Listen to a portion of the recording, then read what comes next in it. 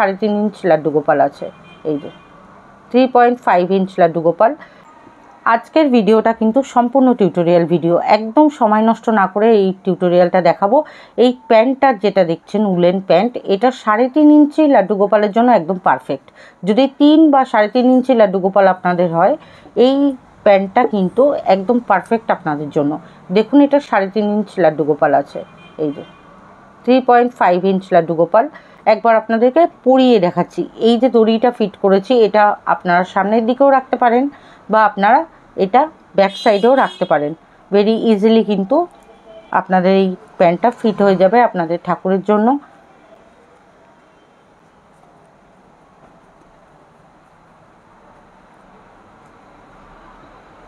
দেখুন একদম পারফেক্ট মাপ, একদম পারফেক্ট। 3.5 ইঞ্চি যদি লাড্ডু গোপাল থাকে বা 3 ইঞ্চি লাড্ডু গোপালও যদি থাকে, এটা একদম পারফেক্ট হবে। এতটা স্পেস রয়েছে যাতে আপনারা এটায় শু বা মোজা যেটাই হোক আপনারা পরাতে পারবেন আপনাদের লাড্ডু গোপালকে। ব্যাক সাইডটাও দেখুন কি অপূর্ব সুন্দর ফিটিংস। আপনারা এটাকে এরকমভাবে টাই করে দিতে পারেন, এটাকে নট করে দিতে পারেন যেমন ইচ্ছা।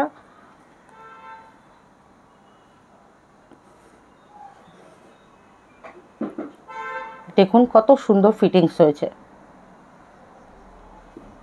তো সময় নষ্ট না করে আসুন দেখাই এই টিউটোরিয়ালটা। 4 প্লাই উল, 11 নাম্বার ক্রোশিয়া হুক। তো শুরু করা যাক। এটা জাস্ট একটা সিম্পল নট তৈরি করে নেব আমরা।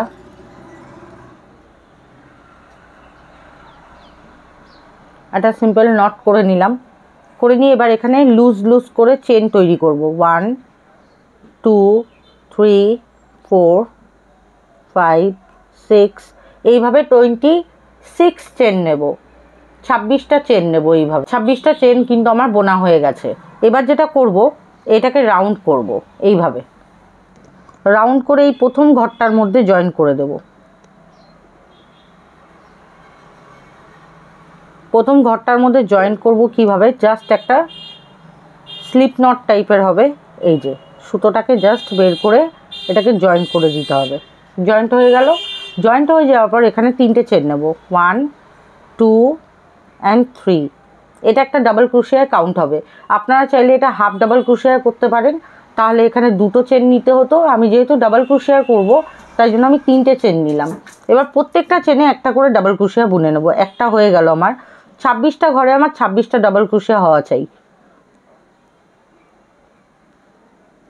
এই দুটো।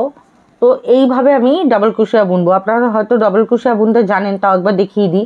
হুকের মধ্যে সুতোটাকে নিয়ে চেনের মধ্যে ইনসার্ট করতে হবে, এইভাবে করে জাস্ট সুতোটাকে বার করে নিতে হবে। বার করে নিয়ে এই যে আমার ডাবল ক্রোশিয়া হয়ে গেল। 3টে থেকে 2টো আর 2টো থেকে একটা। এইভাবে আমি প্রত্যেকটা চেনে কিন্তু ডাবল ক্রোশিয়া বুনবো। 26টা ঘরে আমার ডাবল ক্রোশিয়া বোনা হয়ে গেল।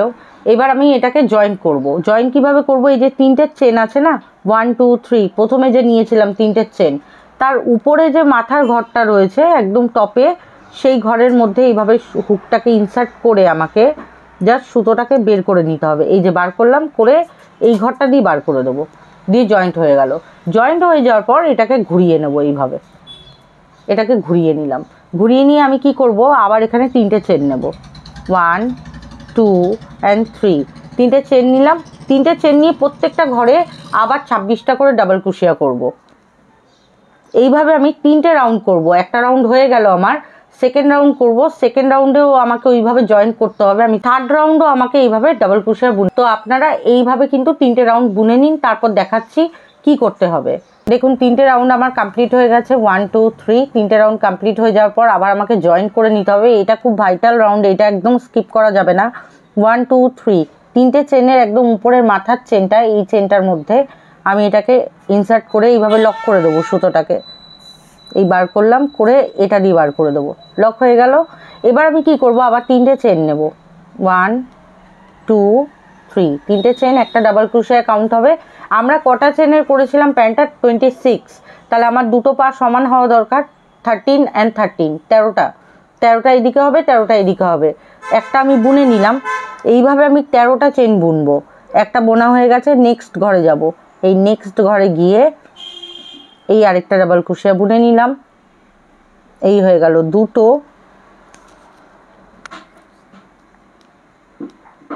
নেক্সট তিনটে, নেক্সট চার, নেক্সট পাঁচ।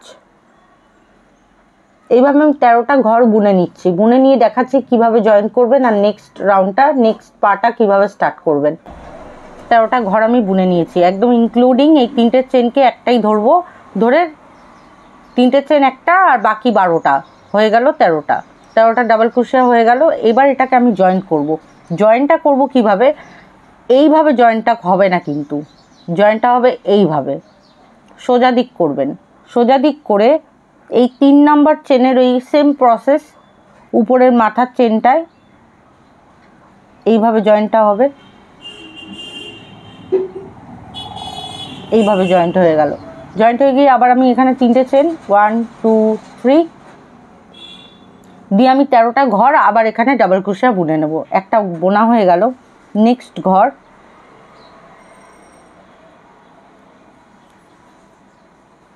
এই দুটো, নেক্সট এই 3টে।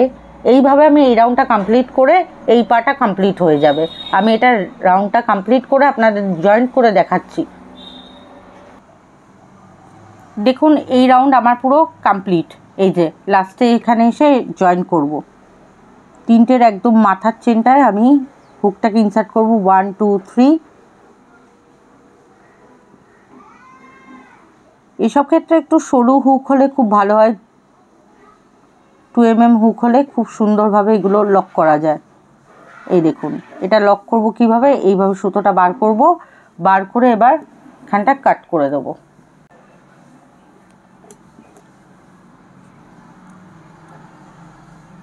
এই যে কাট হয়ে গেল। এগুলোকে পরে সেলাইয়ের সময় দেখে নেব। এবার আমরা কি করব, দেখুন এটা এইভাবে কমপ্লিট হয়েছে। তো এবার এটাকে ঘুরিয়ে নেব, ঘুরিয়ে নিয়ে এইবার সেলাইটা স্টার্ট করব। এই ধার দিয়ে 13টা ঘর তুলব। কিভাবে তুলব কিচ্ছু করার দরকার নেই, জাস্ট সুতোটাকে এইভাবে নেবেন, নিয়ে এই ঘর থেকে উঠেছে আমার এই রাউন্ডটা, আমরা এর পাশের ঘরটায় যাব, এই ঘরটা, নালে একই ঘর দিয়ে দুবার উঠে যাবে। পাশের ঘরটায় যাব, এরকমভাবে ঘরটাকে তুলে নেব। এই যে সুতোটাকে আমি পেছনে এইভাবে ধরে নিয়েছি, ধরে নিয়ে জাস্ট আমি এই বার করে নিলাম। বার করে নিয়ে এখানে 3টে ঘর বুনবো 1 2 and 3। এই যে পেছনে যে সুতোটা আছে না, এটাকে আমরা ধরেই রেখে দেবো। সুতোটাকে এর মধ্যে ইন করতে করতে যাব, মানে সেলাই করতে করতে ইন হয়ে যাবে। এই দেখুন নেক্সট ঘরে যাব, এই ঘরটায় আমার তোলা হয়ে গেল।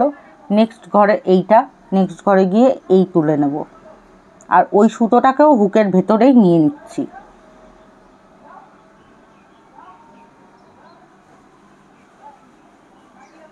দেখুন দুটো, দেখুন সুতো ভেতরের মধ্যে চলে এসছে। নেক্সট যাব, এই হবে 3টে। এইভাবে এই রাউন্ডে আমি 13টা বুনবো, 13টা বুনে এখানে জয়েন করব। জয়েন করে আমি আরেকটা রাউন্ডও বুনবো, তো আমার দুটো রাউন্ড কমপ্লিট হয়ে যাবে। তারপর এইখানে যে ফাঁকা জায়গাটা কি করে স্টিচ হবে সেটাও আপনাদের দেখিয়ে দেবো। পুরো কমপ্লিট হয়ে গেছে, টোটাল 5টা রাউন্ডে কমপ্লিট হলো আমার এটা। আপনাদের প্রথমেই আমি দেখিয়েছিলাম 1 2 3 4 and 5 রাউন্ডে এটা কমপ্লিট। এবার এটাকে আমি কি করব, ঘুরিয়ে নেব। আমি স্টিচিংটা এখান থেকে শুরু করব, এই ফাঁকা জায়গাটা যাতে বন্ধ হয়ে যায়। এখান থেকে কিছু দুটো চেন বা একটা চেন, যেটাই আপনাদের সুবিধা। আর এই সুই ইউজ করতে হবে এরকম কোনো মানে নেই, ঘরে যেরকম আমাদের নর্মাল সুই থাকে সেই সুই দিয়েও কিন্তু হয়ে যাবে। এবার যত সুতোগুলো আছে না, এই সুতোগুলোকে এর মধ্যে নিয়ে নেব। নিয়েই দেখুন এই যে ফাঁকা জায়গাটা এইভাবে জয়েন্ট করে দিচ্ছি।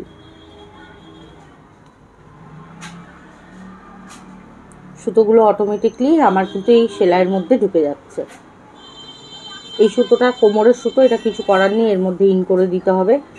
আর যত এই সব সুতো আছে সব এর মধ্যে সেলাই হয়ে যাবে।